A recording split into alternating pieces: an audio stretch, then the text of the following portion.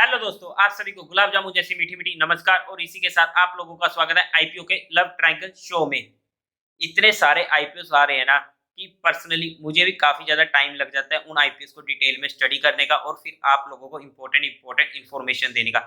इसी वजह से थोड़ा काम ज्यादा बढ़ चुका है, तो कुछ वीडियोस लेट हो जाती है। एनीवे, आपको वीडियो मिलने ही वाली है, तो उस बात की आप चिंता मत कीजिएगा। और आज की इस आईपीओ के रिव्यू के वीडियो में हम कंपनी के बारे में हर चीज डिटेल में डिस्कस करने वाले हैं। कंपनी काम क्या करती है, उसके पॉजिटिव नेगेटिव्स, और साथ ही साथ हम कंपनी के फाइनेंशियल भी देखेंगे और कंपनी का टाइम टेबल क्या रहने वाला है, कंपनी किस ऑब्जेक्टिव के नजरिए से मार्केट में आ रही है और किस वैल्यूएशन पर आ रही है, और उसी के साथ साथ मेरा इसमें फाइनल डिसीजन क्या रहने वाला है एजुकेशन और लर्निंग पर्सपेक्टिव के लिए। उन चीजों को भी मैं क्लियर और सिंपल वर्ड्स में आप लोगों के साथ शेयर करने वाला हूं। तो अभी से इस वीडियो को लाइक और शेयर जरूर कर दीजिएगा और साथ ही साथ चैनल को सब्सक्राइब कर ले और बेल आइकन पर क्लिक कर दें। तो देवियों और सज्जनों, आप लोगों का स्वागत है आईपीओ के लव ट्रायंगल शो में। Inox green energy service limited ये कंपनी लेके आ रही है अपना आईपीओ, जो 2012 में इनकॉर्पोरेट हुई थी। अगर हम कंपनी के काम के बारे में बात करते हैं तो ये एक विंड पावर ऑपरेशन और मेंटेनेंस का काम कर, जो इनके द्वारा सर्विस प्रोवाइड की जाती है इंडिया में। लेकिन जब इसका नाम मैंने सुना तो मुझे लगा कि ये कंपनी ग्रीन एनर्जी के ऊपर काम करती होगी, जहां पर ये मैन्युफैक्चरिंग करती होगी ग्रीन एनर्जी को और उसे बेचती होगी। मतलब कि नाम से काफी अच्छी लग रही थी कंपनी, लेकिन जब उसके काम के बारे में पता लगा तो वहां पर काफी निराशा भी देखने को मिली है। लेकिन अगर हम कंपनी के बारे में बात करें तो ये कंपनी एक सब्सिडरी कंपनी होने वाली है इनॉक्स विंड लिमिटेड कंपनी की, जो ऑलरेडी हमारी मार्केट में लिस्टेड है। हालांकि उस कंपनी की हालत ज्यादा अच्छी नहीं है अगर हम कंपनी के ट्रैक रिकॉर्ड को खोलते हैं। शायद आप लोगों ने वो गाना तो सुना ही होगा, कौन सा, सुना ही देता हूँ।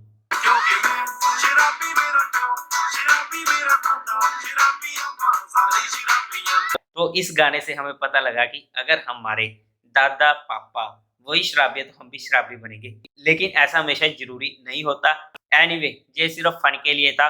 एनीवे, अगर हम आगे बात करें तो जो भी इनॉक्स विंड लिमिटेड कंपनी के द्वारा विंड टरबाइन जनरेटर सोल्व किए जाते हैं, तो उन्हीं विंड टरबाइन जनरेटर्स की जो साम संभाल है वो ये कंपनी करती है, यानी कि ऑपरेशन और मेंटेनेंस की सर्विस उनको देती है।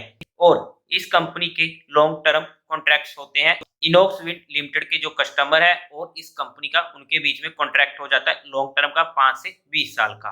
तो इन शॉर्ट अगर हम सीधी बात करें तो कंपनी का बिजनेस ही यही रहने वाला है कि long term operation and maintenance service provide करना।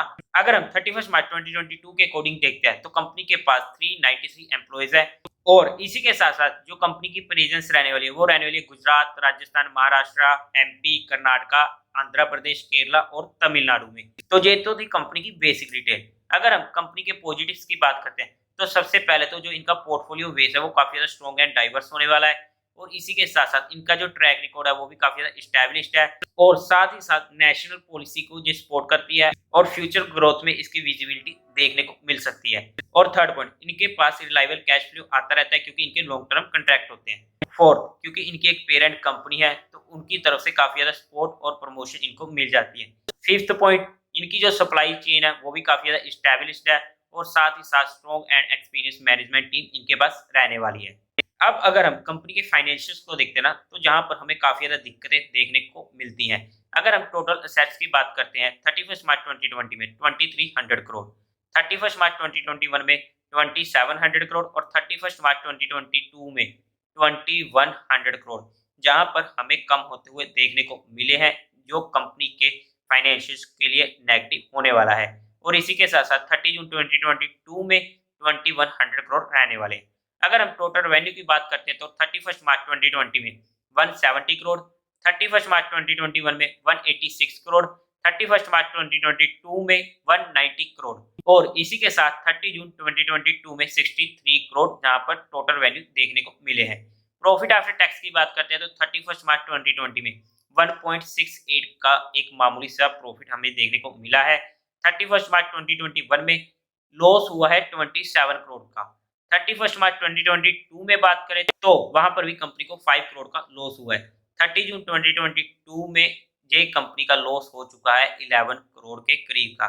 मतलब कि प्रॉफिट आफ्टर टैक्स काफी ज्यादा वीक हमें देखने को मिल रहा है। ये कंपनी एक लॉस मेकिंग रहने वाली है, इस पॉइंट को हम इग्नोर नहीं कर सकते हैं। अगर हम नेटवर्थ की बात करते हैं तो 31 मार्च 2020 में 96 करोड़, 31 मार्च 2021 में 42 करोड़, 31 मार्च 2022 में बढ़ के हो गई थी 806 करोड़, जहां पर हमें काफी ज्यादा इंक्रीज देखने को मिला है। 30 जून 2022 में 795 करोड़। अगर हम टोटल बोरोइंग की बात करते हैं तो 31 मार्च 2020 में 1084 करोड़ की, 31 मार्च 2021 में 1400 करोड़ की, 31 मार्च 2022 में 904 करोड़ की और 30 जून 2022 में 909 करोड़ की। हालांकि बोरिंग 21 से 22 में कम हुई है, लेकिन एक मेजर फिगर अभी भी इनके पास रहने वाला है, जो हमारे लिए दूसरा नेगेटिव पॉइंट होने वाला है। अब अगर हम कंपनी के ऑब्जेक्टिव की बात करते हैं तो सबसे पहले तो इनको रीपेमेंट करनी है जो इनकी बोरिंग्स अवेलेबल है इनके पास, और इसी के साथ साथ कंपनी को रिडेम्पशन भी करनी है नॉन कन्वर्टिबल डिवेंचर्स की, और दूसरा जनरल कॉर्पोरेट पर्पस। अब अगर हम कंपनी के टाइम टेबल की बात करते हैं तो ओपनिंग डेट होने वाली है 11 नवंबर की, क्लोजिंग डेट रहेगी 15 नवंबर, अलॉटमेंट हो जाएगी 18 नवंबर को, रिफंड मिलने शुरू हो जाएंगे 21 नवंबर से, आपके अकाउंट में शेयर क्रेडिट हो जाएंगे इफ अलॉटेड 22 नवंबर को, और टेंटेटिव लिस्टिंग डेट होने वाली है 23 नवंबर। अब अगर हम कंपनी के लोट साइज की बात करते हैं तो एक लोट 230 शेयर्स का रहने वाला है, जिसकी अमाउंट हमें पड़ने वाली है 14,950 रुपीज की। रिटेल कैटेगरी में एक लोट से ज्यादा अप्लाई करने का कोई फायदा नहीं होता, क्योंकि अगर आईपीओ ओवर सब्सक्राइब हो जाता है तो वहां पर बाकी एप्लीकेशन हमारी रिजेक्ट हो जाती है। अगर हम एचएनए कैटेगरी में बात करते हैं तो स्मॉल एचएनए में आपको 14 लोट से अप्लाई करने पड़ेंगे, शेयर्स की क्वांटिटी हो जाएगी 3220 और अमाउंट हो जाएगी 2,09,300 रुपीज। इसी के साथ साथ अगर हम बिग एचएनए में बात करते हैं तो वहां पर हमें 67 लोट के लिए अप्लाई करना पड़ेगा, शेयर्स की क्वांटिटी हो जाएगी 15,410 और अमाउंट हो जाएगी 10,01,650 रुपीज। अब अगर हम आईपीओ के प्रमोटर होल्डिंग की बात करते हैं तो प्री इशू रहने वाला है 93.84% का, पोस्ट इशू रहने वाला है 56.04% का। इसी के साथ साथ अगर हम कंपनी की कुछ ऑडिटर्स की बात करते हैं तो फेस वैल्यू रहने वाली है 10 रुपीज पर शेयर की, प्राइस बैन रहेगा 61 से 65 रुपीज पर शेयर का, लोड साइज 230 शेयर का होने वाला है, इशू साइज रहेगा 740 करोड़ का, जिसमें से 370 करोड़ का फ्रेश इशू है, 370 करोड़ का ओएफएस है।